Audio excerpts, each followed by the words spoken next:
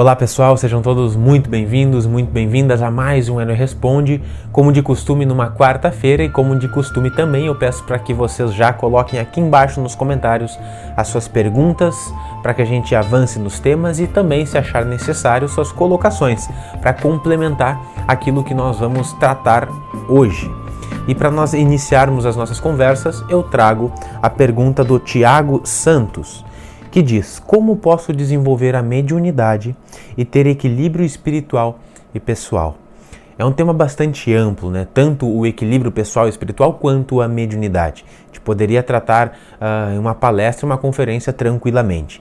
Mas vou colocar aqui aqueles pontos e aspectos que eu acho mais importantes para avançar no nosso desdobramento mediúnico. Primeiro ponto é que eu não acredito que seja possível a gente avançar e trabalhar a nossa mediunidade, acelerar ela e desenvolvê-la de forma equilibrada sem que tenhamos os pilares ancorados de equilíbrio espiritual e equilíbrio pessoal. Essas três coisas, elas andam juntas e muito bem conectadas. Mas vamos lá.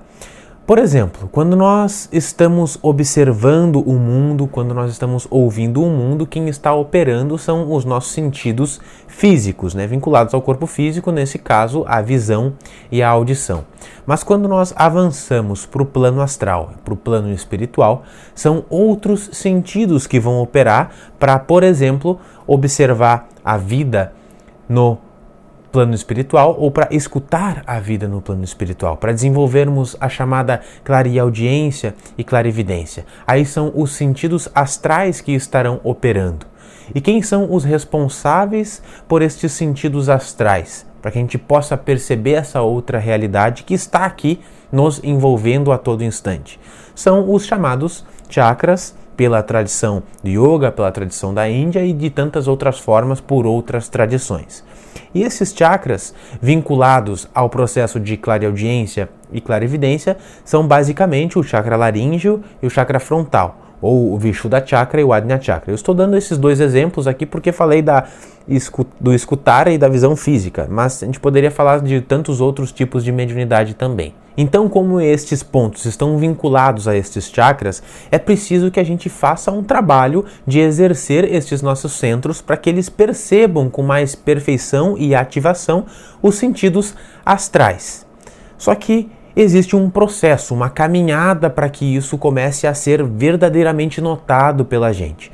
Como eu comentei há 2 Hélios Respondes atrás, existe um processo de ascensão energética no nosso corpo sutil para que a gente possa ativar esses nossos centros e começar a perceber essas outras realidades.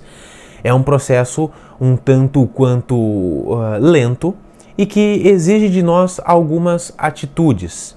Basicamente é o estudo, algumas práticas e comportamentos. São esses 3 pilares que eu enxergo como sendo os necessários para o desenvolvimento mediúnico. Por que o estudo?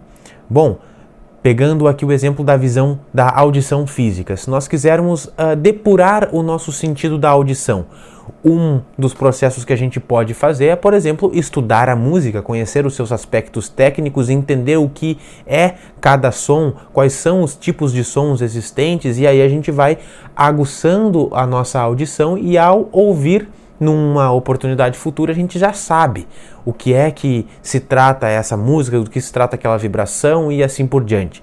Da mesma forma, acontece com as nossas percepções astrais. Quanto mais nós estudarmos e nos familiarizarmos com essa outra realidade que está presente em nós e em todos os seres vivos, nós teremos mais condições de avançar nesses estudos. Então, nesses desenvolvimentos. Então, o estudo é uma parte. Mas assim como se eu simplesmente estudar a questão da audição e não praticar, eu não vou avançar, na parte espiritual é a mesma coisa. Eu preciso estudar sobre os chakras, por exemplo, e tantas outras questões que envolvem a nossa comunicação interna, a nossa fisiologia astral, os nossos meridianos, os nossos canais de energias internos, e praticar.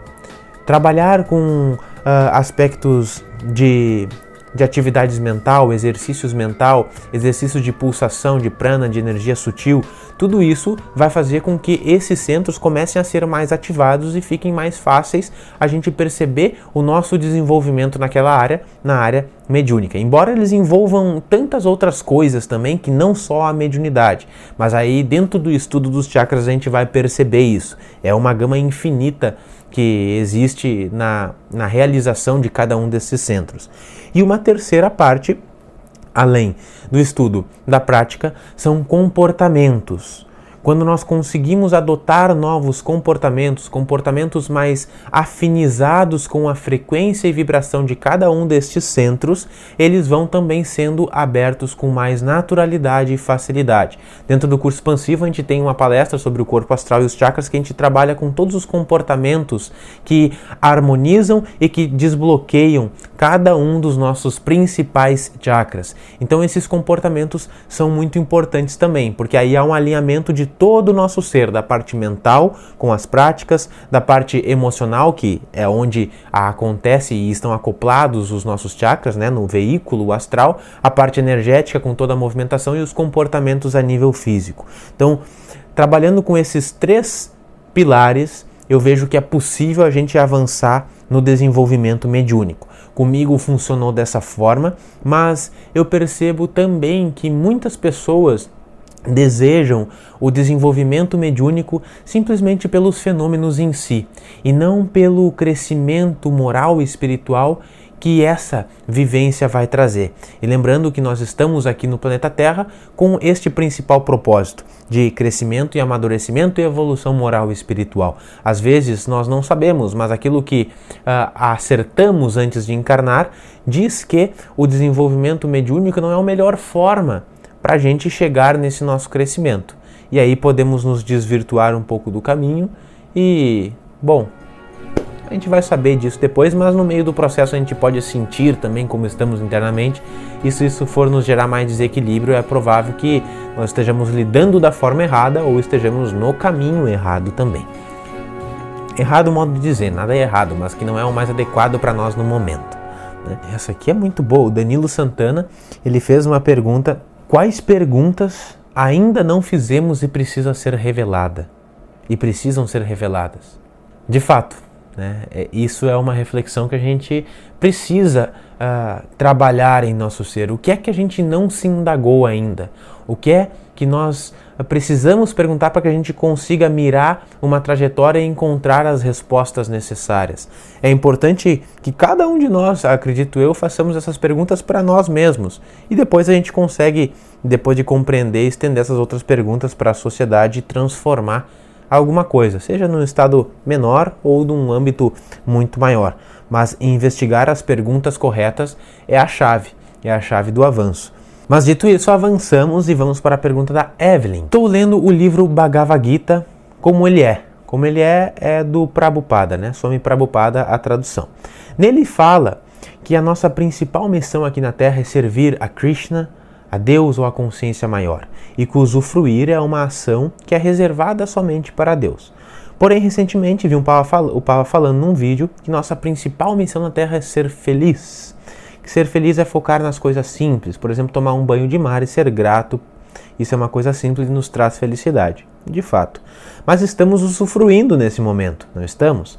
Ao meu ver, ser feliz e usufruir estão ligados, até mesmo quando estamos servindo, fazendo bem, estamos usufruindo das nossas capacidades físicas. Ficou uma pergunta aqui no ar, né? Que é, quando nós estamos usufruindo, nós estamos servindo a Deus, e quando nós estamos servindo, nós não estamos servindo a Deus porque não estamos usufruindo? Acredito que seja essa a pergunta que ela tenha colocado aqui, mas a questão que eu vejo é a seguinte: eu concordo com esses dois pontos iniciais aqui, que a nossa principal missão na Terra é de servir a Deus ou ao Divino, à consciência maior. Sermos um vetor de ação das ações divinas no mundo, para Deus se manifestar no plano físico através de nós. Mas é claro que não é tão simples assim, e na maioria das vezes nós não conseguimos manter esse estado interno de comunhão com o sagrado, com o divino, para sempre termos as nossas ações e atitudes baseado no grande amor. E também concordo que usufruir é uma ação reservada para Deus. Mas essas duas coisas, e a nossa servidão e o nosso usufruto, para mim não estão dissociadas umas da outra. Porque quando nós estamos usufruindo, quando nós estamos neste estado de desfrutar, eu penso que nós conseguimos estar ancorado naquele ponto em que Deus está atuando em nós, ou que nós ativamos a consciência divina que habita no nosso interior, em cada um de nós.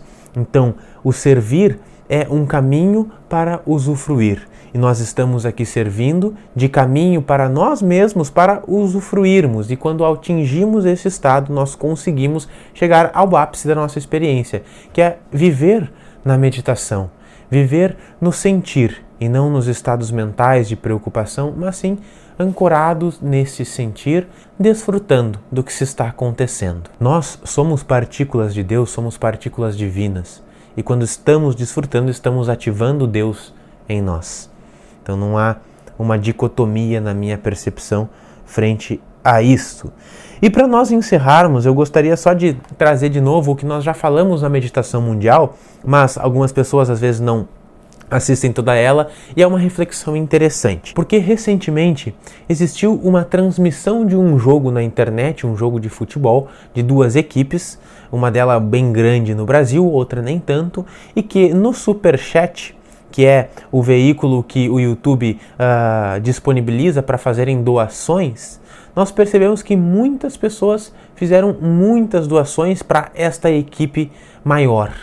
E ela recebeu um montante de 2,7 milhões de reais só em doações. Eu fiz um print porque estava vendo este jogo e eu gosto bastante de futebol, vejo que é um esporte muito legal para mim, me apetece.